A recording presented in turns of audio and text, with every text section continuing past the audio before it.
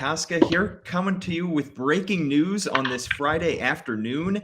Andy, you're down in Sarasota. We got to talk about the fact that Jackson Holliday, the top prospect in all of baseball, will not be on the opening day roster. He was reassigned to minor league camp. The 20-year-old had an incredible spring, seemed like he was destined to be the Orioles' second baseman on opening day, and the Orioles decided to go the other way, and he will not make the team. Correct. Yeah, this was a little bit of a surprise just based on how strong Jackson Holliday played the past, 4 weeks, especially. Here's a guy that hit 311, 950 some OPS. He played strong second base. I think the big question was, can he play second base as a natural shortstop? And he proved himself as a second baseman this spring. Apparently, didn't prove himself enough because he did not make the opening day roster. Now, he will go to AAA, and a place where he has 18 career games, which I'm, assuming that is part of the calculus here. We will talk to Mike Elias in about an hour or so. So we will learn more about the decision-making process after that. But this was a little bit of a surprise, I would say. I definitely thought Jackson Holliday was a lock for the team after the way his at-bats progressed, and the plate appearances looked really good. He struck out a lot in the beginning of the camp, but just improved steadily over the rest of spring. Now he's going to have to wait. Luckily, he's only 20 years old, so he has a long career ahead of him, and he will be a midseason call-up candidate for sure. Yeah, he certainly proved that he could at least hang in the clubhouse with the big leaguers. The question I have is, if Mike Elias was going to come out and say, like he did throughout the winter and leading up to spring training, that Jackson Holliday was coming to Sarasota with a legitimate chance to make the team, what else could Jackson Holliday have done to put himself head and shoulders above the rest of the competition, outside of hitting 311 with an OPS around 950 and hitting a pair of homers and hitting off big leaguers, proven big leaguers like Zach Wheeler? What else could he have done? And did he really come to spring training with a legitimate chance to make the team? Because if so, there's not much else he could have proven to the front office and to Brandon Hyde, the coaching staff, that he's ready. Yeah, I'll have to echo kind of what you said. I don't know what else he could have done. This was a guy that acted every bit like a major leaguer. I mean, we asked Brandon Hyde this week, does Jackson Holliday look like a major league player to you? And Brandon Hyde said, it's hard to say he doesn't. Apparently not yet. So it's an interesting issue. My mind goes to, I'm assuming the reasons here, probably 14 strikeouts or thereabout, to like 2 or 3 walks, probably played a role in it. Even though that, this is the Orioles made it very clear throughout camp that stats are not going to make the determination. They're going to look at the overall, overall plate appearance, things of that nature. So I guess that is a stat that maybe played a role anyway. He very limited time at AAA, so I guess maybe that plays a role. There's also, looking at it from a roster construction standpoint, we just learned that Kolten Wong, a veteran second baseman, has informed the team he will opt out of his contract. He has the right to opt out of his contract because he has more than 6 years of service time and finished last season on a minor league contract. So if he does not make the team, and the Orioles have until Sunday to decide whether he does make the team or not. But if he does not make the team, he will be opting out. Maybe that is playing a part of a calculus in that they see Kolten Wong as a player they want to keep a hold of. Otherwise, Tyler Nevin has had a good spring. Maybe they see with no options for Tyler Nevin, they want to give him an extended look at the major league level as a bench player. But yeah, I think this is. I mean, it goes without saying that this is disappointing for O's fans to not have a top prospect making his debut on opening day. I mean, that was something they had been hoping for. All indications were that he would get a real opportunity at it. He did get the opportunity. Obviously, this camp he played a lot of second base too. Just for whatever reason, wasn't seen as ready for the O's on March 28th. Yeah, and this is the second straight spring where Orioles fans were hoping, perhaps some expecting, that a top prospect would make the opening day roster. Last year it was Grayson Rodriguez. This year it's Jackson Holliday. Grayson Rodriguez, though, struggled in his 5 spring training starts a year ago. He pitched 15 and a third innings back then. That was a 7 ERA. Remember, he got sent back down right before camp. And then fate would have it that he would come right back up to the big leagues and make his big league debut in Texas because of injury. So that's a possibility for Jackson Holliday, just because he doesn't make the opening day roster. But it's just interesting because Grayson Rodriguez, you could at least make a case that he shouldn't have made the team in 2023 from a statistical standpoint. And you did mention, Andy, the 15 strikeouts and just the 3 walks for Jackson Holliday.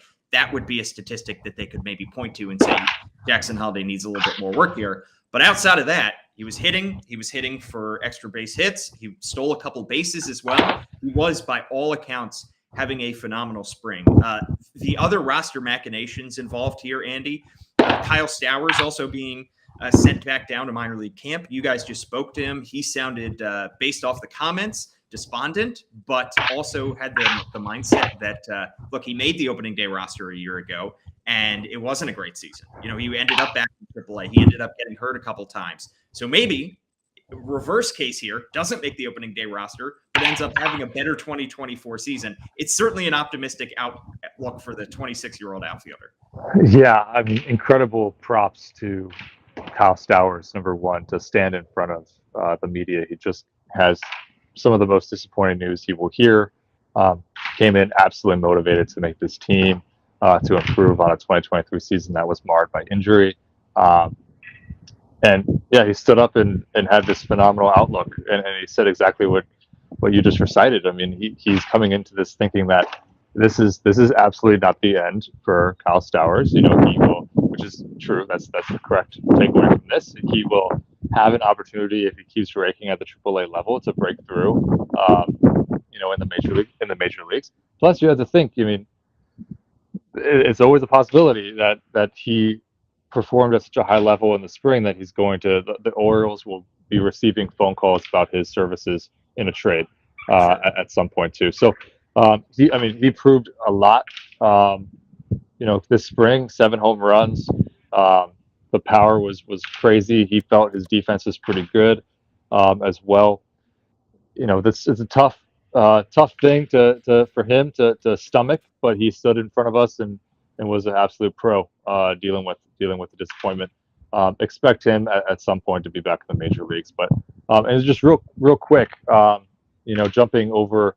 To Kobe Mayo too. This is a 22-year-old who had a phenomenal spring and really opened a lot of eyes with how he performed defensively.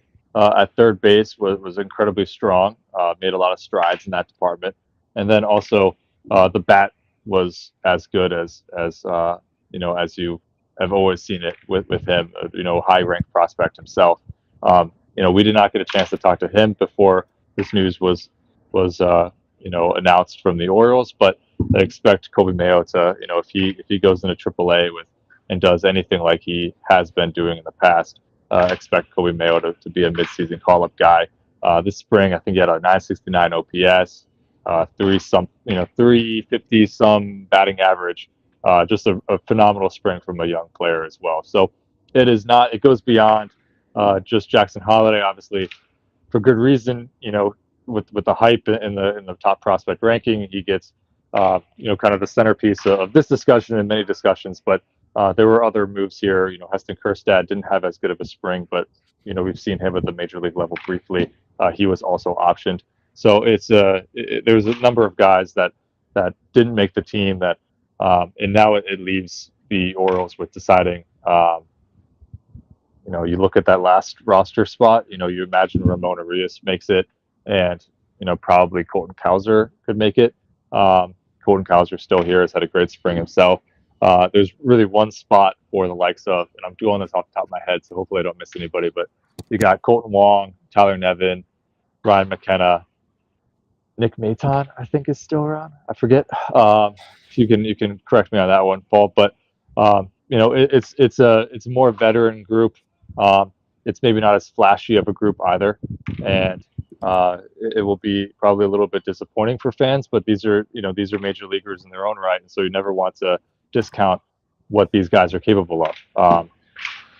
Here you are with Tyler Nevin has performed really well this spring, and he's still only 26 years old. I think it can get lost in the shuffle sometimes that Tyler is still a very young player in his own right. So could be a decent versatile bench piece if that is the way the Orioles go. But there is some disappointment for O's fans, I'm sure, just reading Twitter comments, which are usually on the extreme.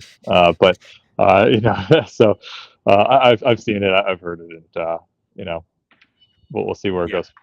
Yeah, I mean, Kyle Stowers, it's more frustrating, I think, personally for Kyle Stowers, just because he's the oldest of this group, 26 years old. He debuted back in 2022. He played a little bit in 2023. He's got some big league experience. He hits 3 home runs in a spring training game, and it's just not enough. But he had such an uphill battle because he had to outplay Colton Cowser, who's the number 14 overall prospect according to MLB Pipeline, and the former number 5 overall pick, and Heston Kjerstad, who is another left-handed hitter, who's the former number 2 overall pick and played in the big leagues at the end of the season and was on the postseason roster.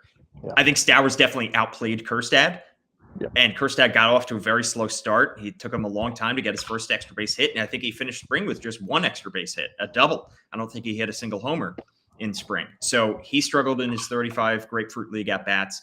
And Colton Cowser just took the ball and ran with it. What a spring Colton Cowser had, hitting .325 in 16 games. And his ability to play center field put him head and shoulders above the rest. But it's frustrating because Cowser, of those 3 guys, is the youngest. He's 24, Kjerstad's 25, and Stowers is 26. But it appears at this moment like Cowser has the edge, and especially given his defensive versatility. You mentioned Ryan McKenna as one guy who might be an option for the Orioles. We thought, because of the Orioles' seeming commitment to Jorge Mateo getting outfield playing time, that the Orioles were going to go with 4 true outfielders, and Jorge Mateo was going to be their utility guy who could play as a 5th outfielder. But Ryan McKenna is still here, and Ryan McKenna is out of options. So maybe the Orioles are looking to make Ryan McKenna the 5th outfielder on this team. Yeah, it's absolutely an option. I kind of thought with Jorge Mateo's right-handed bat as well, that with the ability to play center field there would maybe push Ryan McKenna out. We don't know, obviously, what the final roster is going to look like. We might not know for a couple more days. But Ryan McKenna's still in the mix as a right-handed bat off the bench.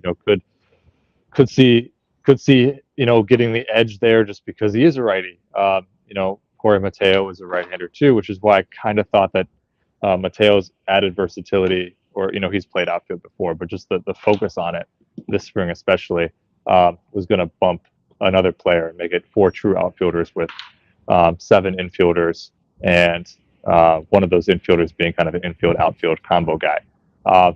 It's still possible that they go with that route with Mateo as that infield-outfield combo guy, and then you have somebody like Tyler Nevin who can be a bench bat, play corner outfielders, corner infield.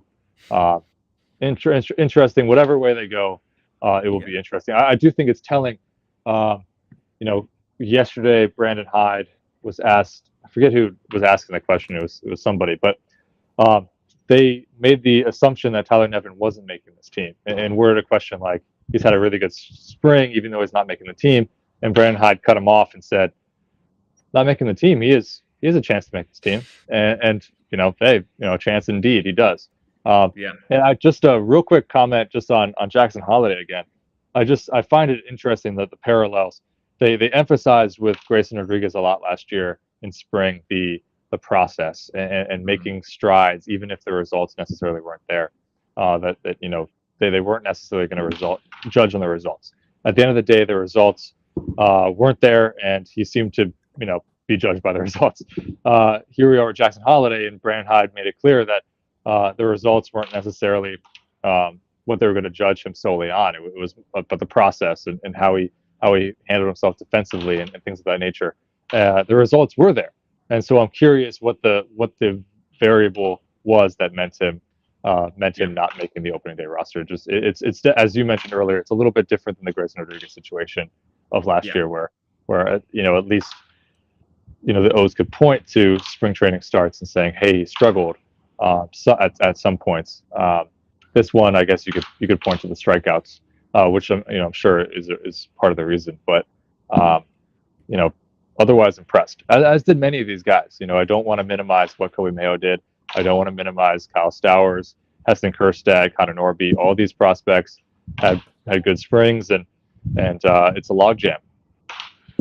Yeah, it is. And, the Orioles could have gotten, had they kept Jackson Holliday on their opening day roster and he had gone on to win Rookie of the Year, they could have gotten draft pick compensation that we saw them get with Gunnar Henderson when he won Rookie of the Year last year. So the Orioles were making a decision that they were not willing to take that risk in adding Jackson Holliday. But I think the least palatable option for a lot of Orioles fans, and this is no offense to Tyler Nevin, but it would be Tyler Nevin in making this opening day roster, only because he has a career WAR, according to Baseball Reference, of -0.8. He struggled with the Orioles 2 years ago. He struggled with the Tigers last year. He was acquired in a trade for cash considerations. I know he's got fantastic AAA numbers, but we just have not seen it at the big league level yet. And he has theoretical defensive versatility between third and first in the outfield. But I think Orioles fans would have a really hard time accepting Tyler Nevin on this team over Jackson Holliday, only because he has not proven it in the big leagues yet in his career. Yeah, obviously Nevin, you mentioned his AAA numbers, and they are fantastic. And his major league numbers haven't necessarily corresponded with that.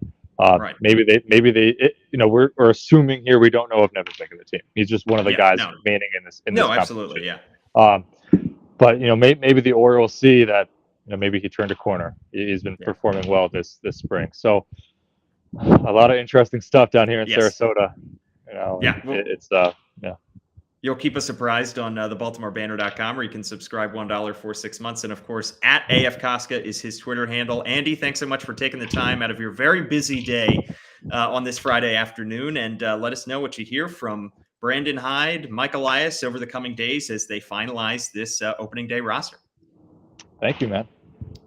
That's Andy Kostka joining us from Sarasota. Of course, be sure to subscribe to the Baltimore Banner and subscribe to the Banner Baseball Show anywhere that you get your podcasts. Give us a like, a thumbs up, rate us 5 stars, all that good stuff. Thanks so much for tuning in. For Andy Kostka, I'm Paul Mancano.